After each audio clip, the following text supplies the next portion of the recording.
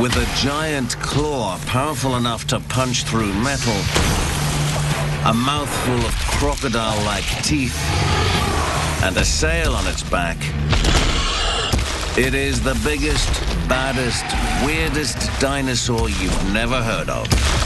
Its name is Spinosaurus.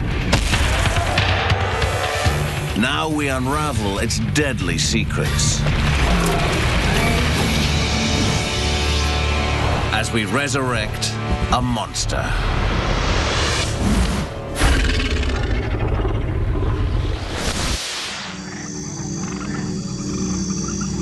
Africa, 95 million years ago.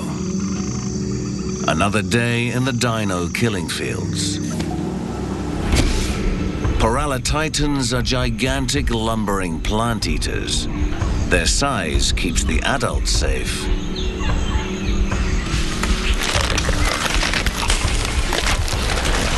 But their babies are a far easier target.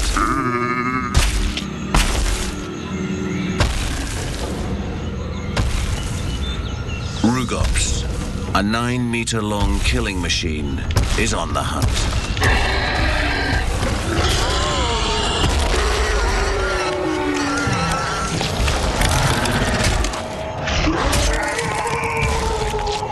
Rugop's speed ends the fight, but it's not over.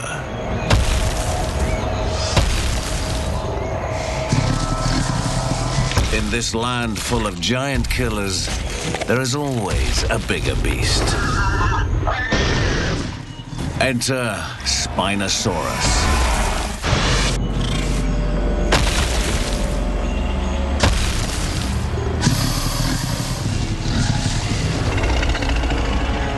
Although Tyrannosaurus Rex and Allosaurus are well known and everyone's favorite dinosaurs, Spinosaurus deserves celebrity status too. Spinosaurus is a truly amazing dinosaur. It's big, it's really specialized, really well adapted to a different way of life than any other giant creature, and it's just plain weird looking. It certainly is one of the great stars in the history of dinosaurs. Spinosaurus deserves its notoriety because it's big and bizarre, with an incredibly bad attitude. If I heard that there was a living Spinosaurus today, I would be there in a flash. I would love to see what this creature actually was like, moving around, looking for food, just even standing there. To see such a creature unlike anything around today, would just be phenomenal. Resurrected, it would be a walking nightmare. Its horror credentials are off the scale when you realize that it is also an 18-meter-long carnivore. It was a giant. It was the biggest of the meat-eating dinosaurs we know about. It had a long skull with big crocodile-like teeth.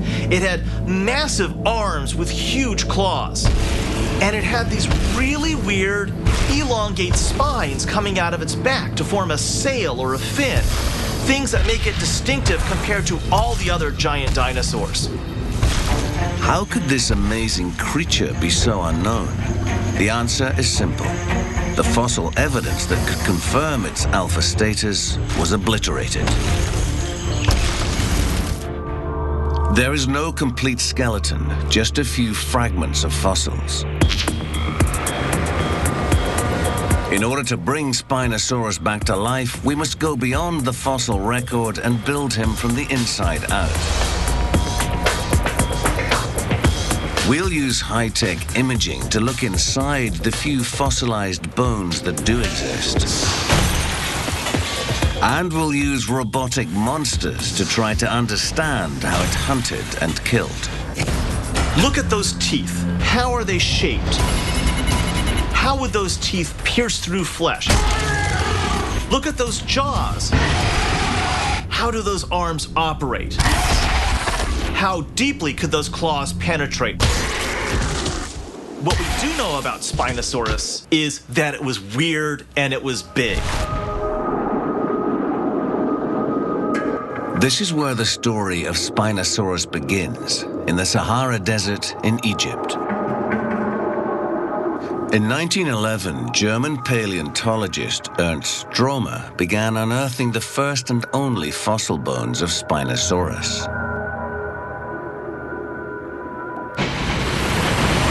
Stromer brought the fossils back to the Bavarian Museum of Natural History in Munich, and the world got its first sign of just what this unusual animal looked like. This is a photograph of the actual type specimen of Spinosaurus aegyptiacus, which was mounted on the wall in the museum in Munich. This is what puts the spine in Spinosaurus. You can see the dorsal vertebra here with these amazing dorsal spines sticking up. This one here is 1.65 meters, so 5.5, almost 6 feet. This is this long crocodilian-like jaw here. Really an amazing skeleton, and this is the one and only Spinosaurus skeleton that has ever existed. But the skeleton didn't last long. Human history collided with prehistory. During the Second World War, the UK and her allies conducted long-range bombing missions over key installations across Germany. Sadly, the Bavarian Museum was across the street from the Nazi Party headquarters. And on April 27th, in 1944, the Allied forces bombed Munich, and collateral damage destroyed the museum. The Spinosaurus skeleton was smashed to smithereens. What had survived for 95 million years was vaporized in seconds.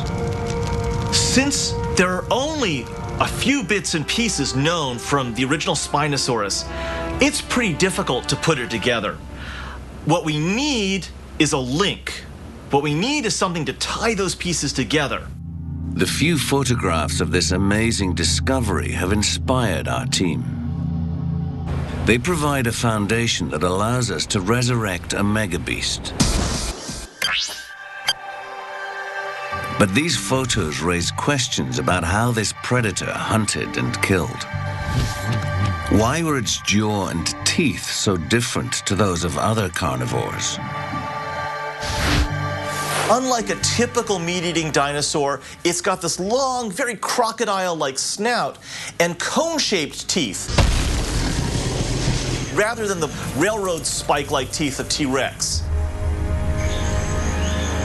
Why did it have such huge forearms tipped with gigantic claws? The claws and hands of Spinosaurus, honest to goodness, are like industrial meat hooks. If you were to go to a slaughterhouse or a butcher's shop, that's where you would see their modern equivalent. And what about the bizarre spine that gives Spinosaurus its name? All those long spines together form this big sail or fin on the back. It's a narrow structure. What's it for? In order to find out, we must travel back 95 million years. The Earth that Spinosaurus inhabited would be unrecognizable to us. What is today the Sahara Desert was a vast network of tidal and mangrove swamps. The hot climate allowed for a multitude of plants and animals to flourish. There was plenty of prey for Spino, but also plenty of competition. Spinosaurus certainly was a big apex predator, but it wasn't alone. When we go and look at the environment that Spinosaurus lived, we see a couple of really large predatory dinosaurs. We even have indications there might even be more. Spinosaurus lived in an environment with extremely large plant-eating dinosaurs that may have been a major food source. But it was competing for this food source against some pretty tough customers. One of Spino's main rivals was a giant predator with a mouthful of a name, Carcharodontosaurus, and it had a mouthful of fearsome shark-like teeth. It's essentially a giant land shark, a terribly fierce creature. It has a huge jaw. Also lurking just offshore are giant crocodiles, as big as a bus that stalked the warm waters. This thing could have preyed upon just about anything it wanted to, probably including dinosaurs. But one alpha predator ruled them all. Spinosaurus.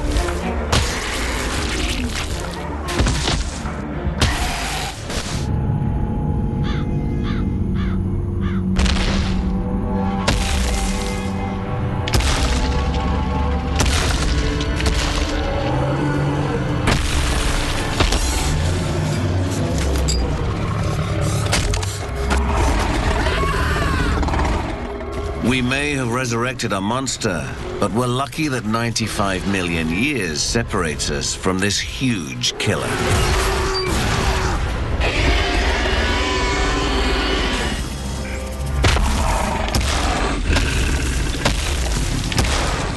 Spinosaurus was the world's biggest meat-eating dinosaur, yet it has become a postscript in dinosaur history.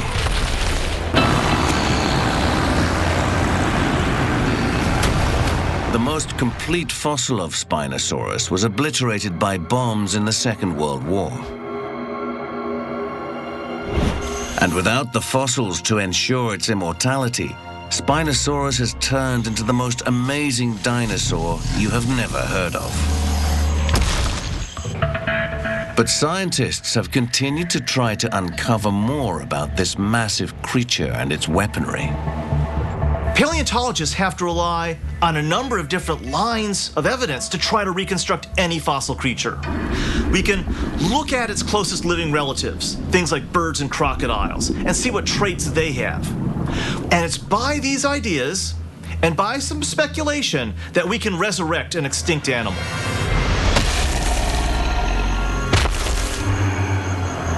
Spino, however, was unlike any dinosaur ever found, and it seemed destined to remain a mystery.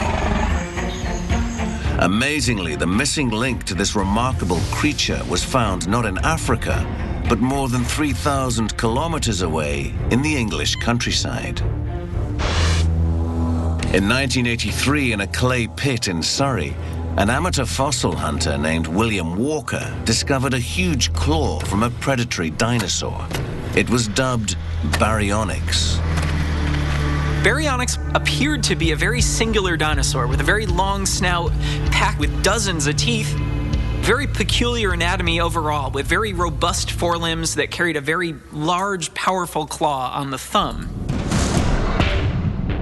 That giant thumb claw is a distinctive weapon, but it had been seen in another dinosaur.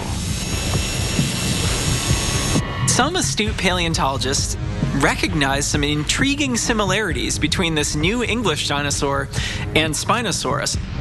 Paleontologists determined that Baryonyx was a close relative of Spinosaurus. We can use information that we find about Baryonyx, which are known almost completely, to allow us to sort of fill in the blanks about what we don't know about Spinosaurus. Baryonyx is like a mini Spinosaurus without the sail. Using its skeleton as a template, scientists were able to reconstruct Spino, and when it was done, it proved to be an absolute monster. 18 meters in length, 2-meter-long forearms, 38-centimeter-long claws, and weighing 8 tons. Spinosaurus was nearly as long as this Arctic and 2,700 kilograms heavier. It outweighed and outreached the legendary T-Rex and every other big predatory dinosaur. Size matters, but even more important are the weapons. And rebuilding Spino's weaponry is the key to understanding what and how it killed.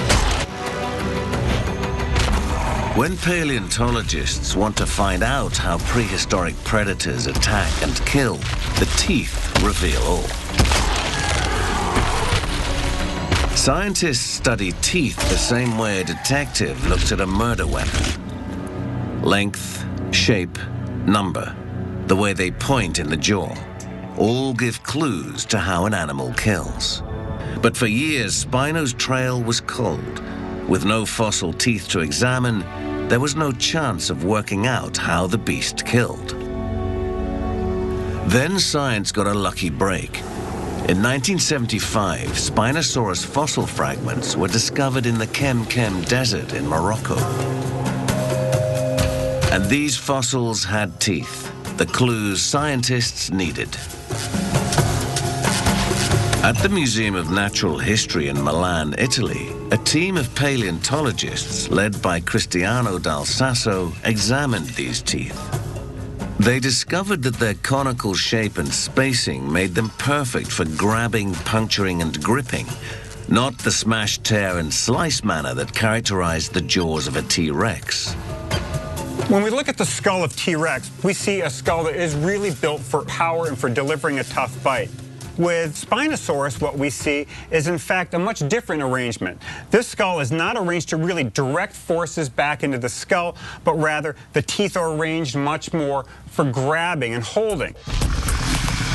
T-Rex used its massive skull as a weapon to smash and rip through heavily armored prey. But how did Spino use its teeth to kill? Or did this monster have another secret weapon?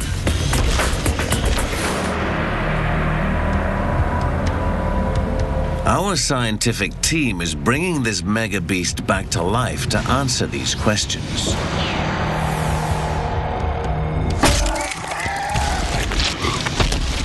Resurrecting a dinosaur like Spinosaurus is pretty difficult, especially when the first specimen was destroyed and we can't even use those original bones.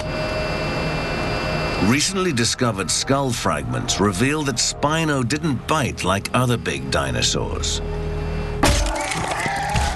Its teeth weren't designed to tear through armored skin, bone, and flesh like T-Rex. They're cone-shaped teeth, 6, 8, 10 inches long, possibly longer, sticking out of tremendously powerful jaws. Really, really nasty weapons of destruction. How did it shred its prey? The answer isn't in a museum, it's here, in the crocodile world. Biologist Kent Vliet says there are many similarities between Spinosaurus and modern crocodiles. If you look at this skull as analogous to a Spinosaurus skull, we have a fairly low skull that's elongated with a slender snout and lined with these conical teeth. Crocodilians have the most powerful bite forces of any animals that have been measured. They have a tremendous crushing power in their jaws, but they don't have teeth that are meant to tear and separate prey items into bite-sized pieces. But how do you kill if the teeth don't cut it? They can grab a hold of a prey item and go into the death roll. And just by the mass of their body, they can tear an item off of a prey animal.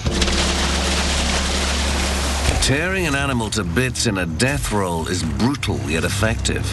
However, Spino was way too big to spin. But crocs have another terrible trick. Crocodiles will often take a large prey animal, grab some portion of it, for instance, a forelimb, lift it up out of the water and sling it one way and then forcibly throw it the other way.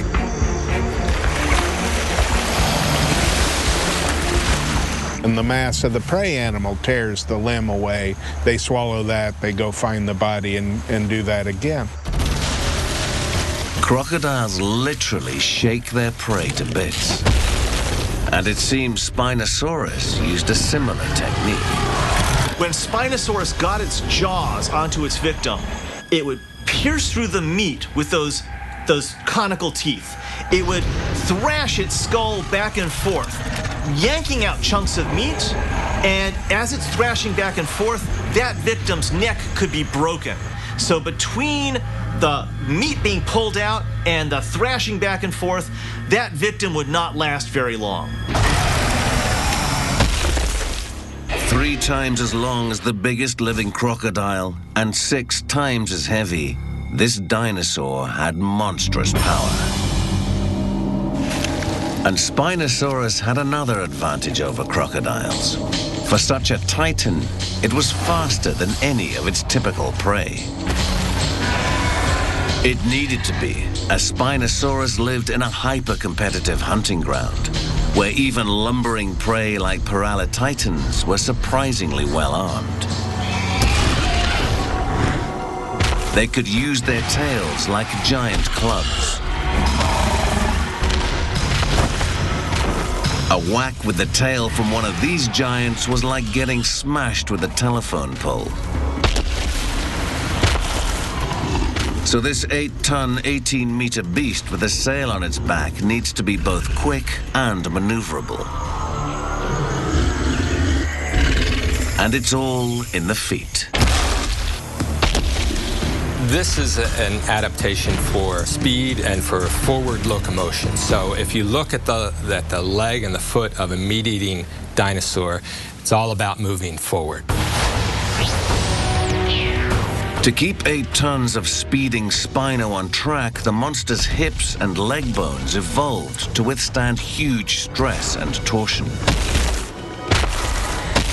They have this really strong bone box, essentially, that forms this big muscle attachment point. It's like the girders on a bridge. So then they can have these big leg muscles that come up and attach to this bone box, and then it creates a very efficient system.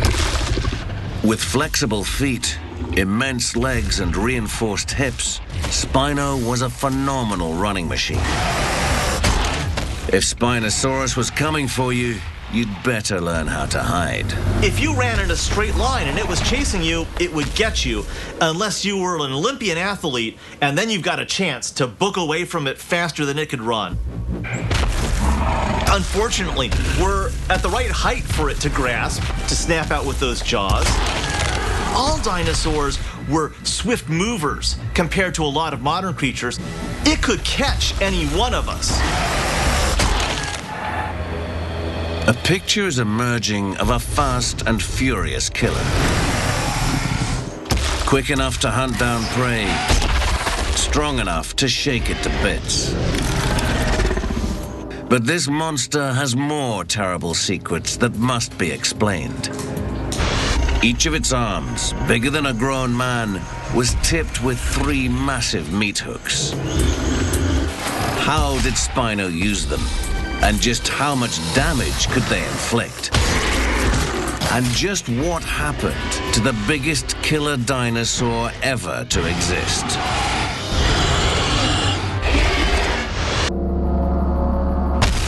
It may have looked like something from a Hollywood monster movie, but Spinosaurus was no fictional creation.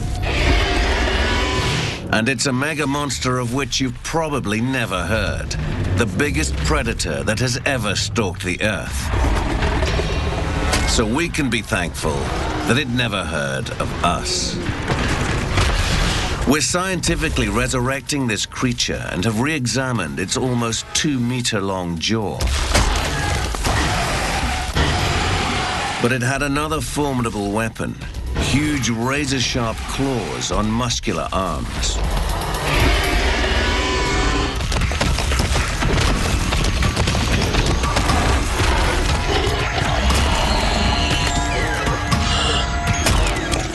Most carnivorous dinosaurs had pathetically small forelimbs. By comparison, Spino looks like a bodybuilder with giant claws.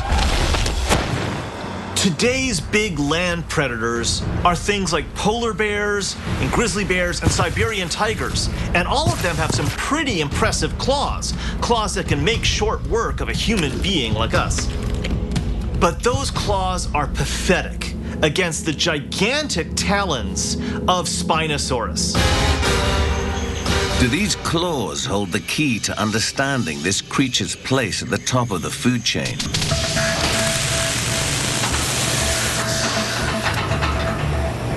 In a lab near Los Angeles, scientists and special effects experts have joined forces to perform a unique and innovative experiment.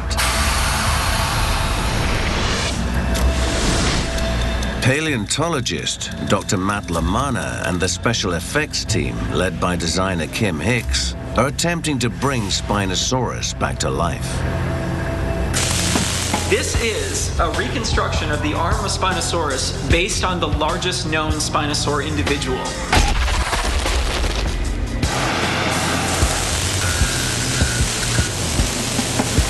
They are building a life-sized steel replica of a Spinosaurus forearm and claw, 2 meters of deadly power. What we're going to do here today is slam this big schematic Spinosaurus hand into some modern day items and see what kind of damage it does. Maybe to get an idea of what the real thing might have done to animals that lived in its environment. Scaling up measurements from Spinosaurus's cousin, Baryonyx, Lamanna has provided precise details to the effects team to recreate the arm and claw. The proportions of the arm look really good, because you guys have followed the references that I gave you really well. We boosted it up to 7 feet per your concepts of what the actual scale was also. A powerful air cannon will provide the muscle to propel the steel claw.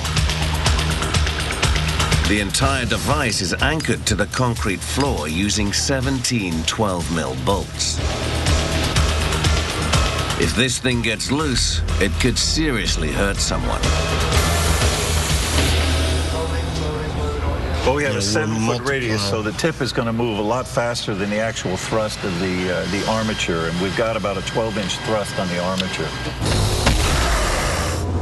Approximating the force of the real animal is tricky, but if Lamanna's calculations are right, the size is spot on.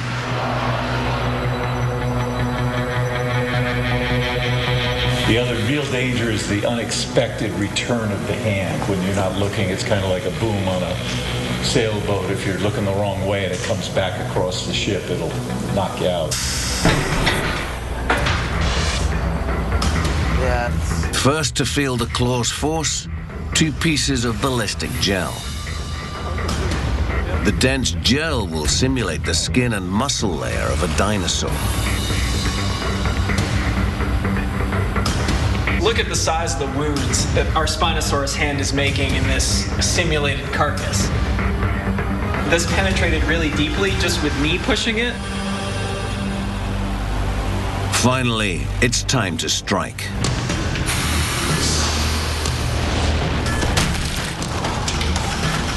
Yuck. That's what happens. Look at the slime trail. I have to admit, I was expecting a splatter.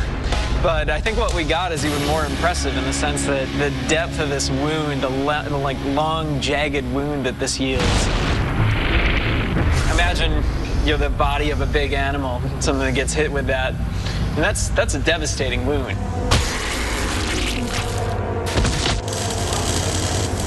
Now our recreation team ups the stakes.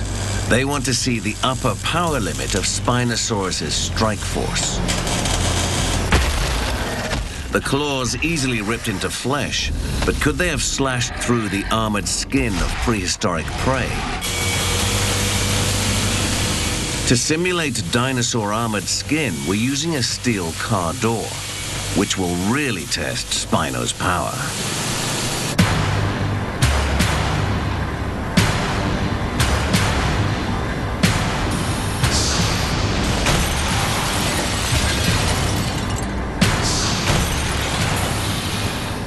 Our mechanical claw hits the door with 2,000 kilograms of force. That's some slap. Now, obviously, this is an animal that's going to keep attacking with these big, giant arms and the tip with these huge claws. I mean, we've seen today, like, what a model of this thing's forelimb could have done. It's just really humbling to imagine what the real thing might have been like. And imagine what it would do to a human being.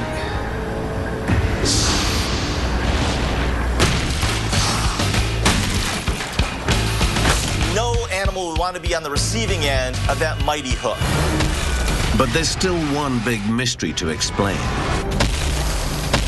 What did that spine that gave this saurus its name actually do? And like everything else with this dinosaur, the answer is surprising, but ultimately difficult to ascertain for certain. That's because we know very little about this awesome beast. The loss of the original Spinosaurus fossil was a great tragedy for science.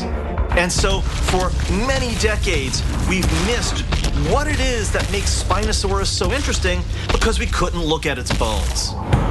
However, we've been able to build up a picture by piecing together the few fossil fragments that do exist, bringing this monster back to life.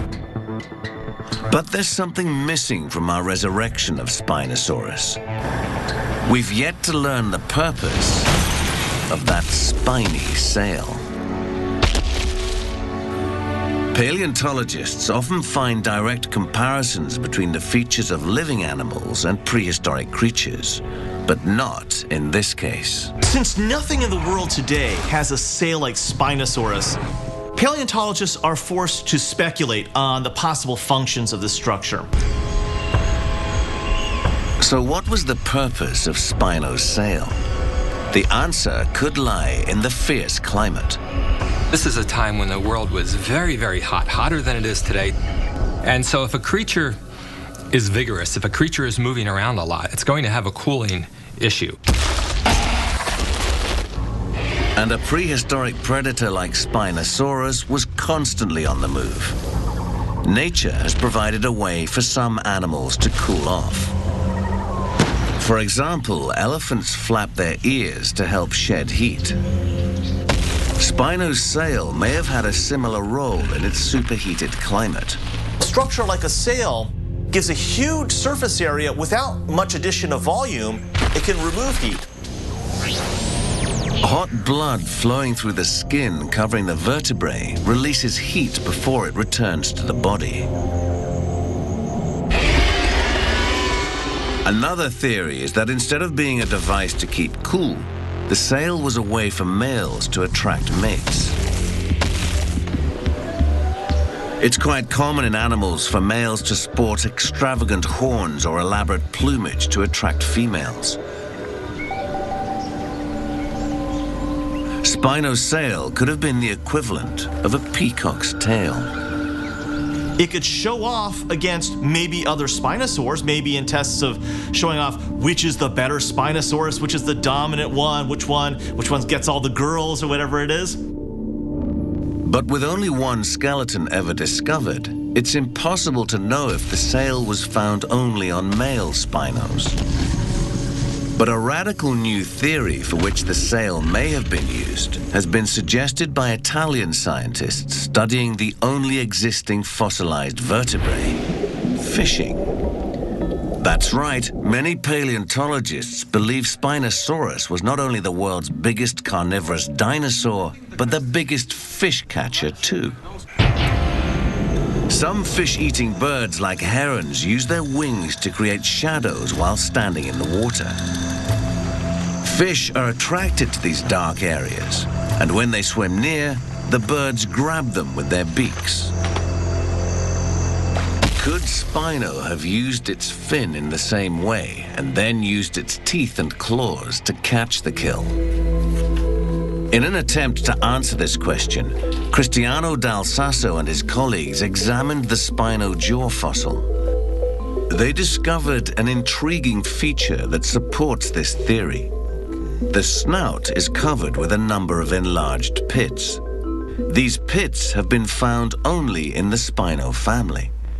So once again, the answer for their use may lie with the crocodile. It's been discovered in recent years that modern crocodilians, like alligators, have specialized pits in their snout. Those pits hold receptors that allow them to detect motion in the water.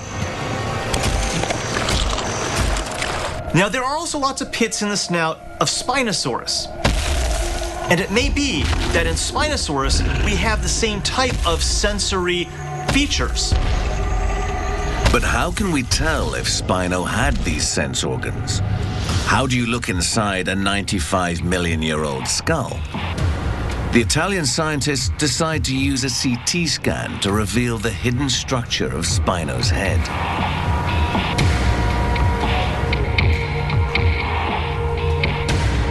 The CAT scan reveals that the pits at the end of the snout all have a kind of canal attached to them. Dal Sasso and his colleagues believe that these canals may have been nerve pathways to the pits. We don't know this for certain, and it will take some detailed anatomical work to demonstrate those pits are the same thing as the pits in crocodilians. With what could be motion-detecting pits at the end of its nose, and a skull and teeth that look like a crocodile's, the scientific team is starting to think Spinosaurus might also have behaved like one. In fact, maybe this long, low skull was crocodile-like for the same reasons that crocodile skulls are crocodile-like. That's really handy as a means of actually catching and eating fish. The giant claws that Spinosaurus could use to disembowel its victims would serve just as well as a pair of monstrous hooks.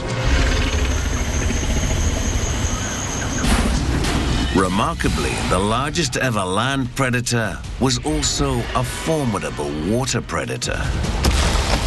It seems that Spinosaurus was adaptable and invincible. A huge multi-purpose killing machine from which nothing on land or in water was safe. But the monster had a weakness. It could be beaten, and its reign of terror was about to come to an end.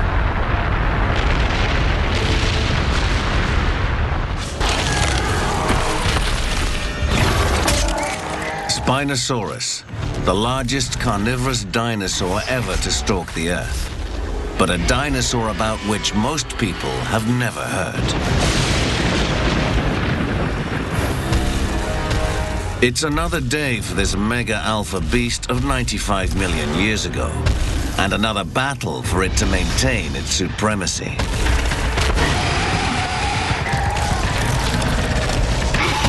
And because it was the biggest land predator, even a giant rival predator like Carcharodontosaurus would have been no match to Spino's power.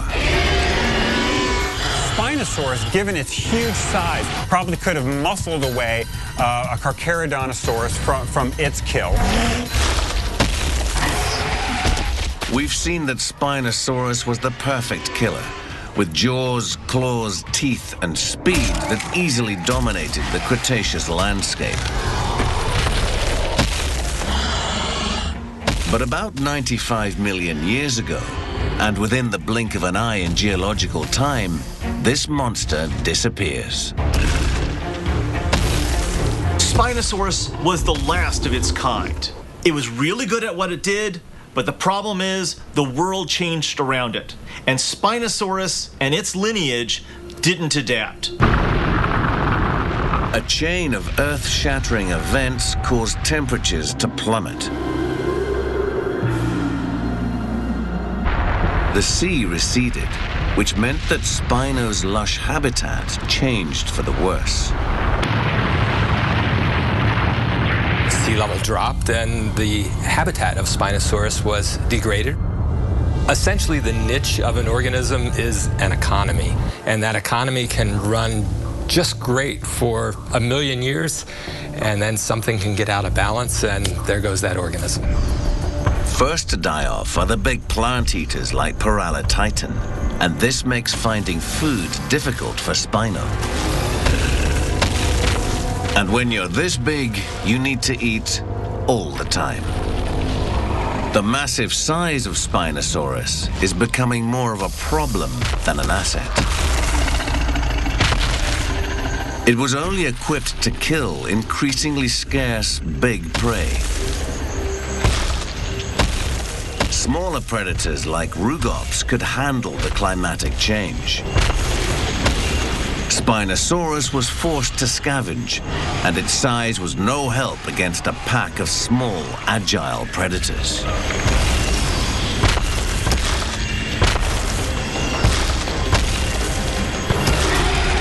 The once invincible Spinosaurus that ruled a world of giants is fighting for its life. And Spinosaurus had one major design flaw. Those spines are fused to the vertebra. So Spinosaurus, if it rolls over, it breaks its back and dies.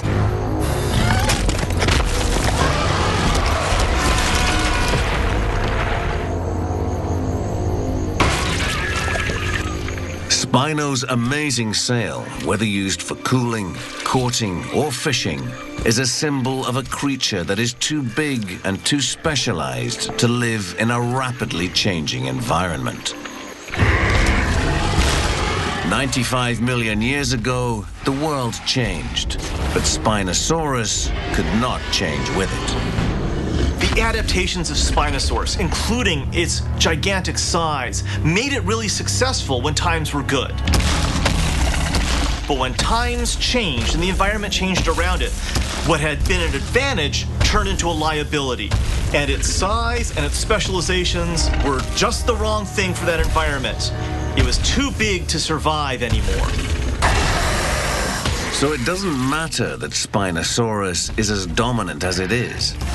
If there's not enough food around to support your adult body size, you're not going to be able to feed any offspring, even if you have the most formidable weapon ever seen.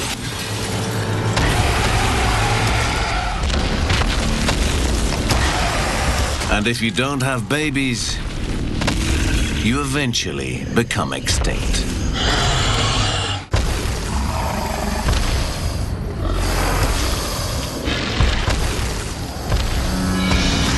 We have resurrected a monster, reconstructed the life of a megabeast that looks like it stepped out of a horror movie. A 95-million-year-old predator, an 18-meter-long killer with 2-meter-long arms and 38-centimeter-long claws that weighs 8 tons. We've brought it back to life. And now Spinosaurus rightly claims its place on the dinosaur A-list. A dinosaur that you've probably never heard of until now.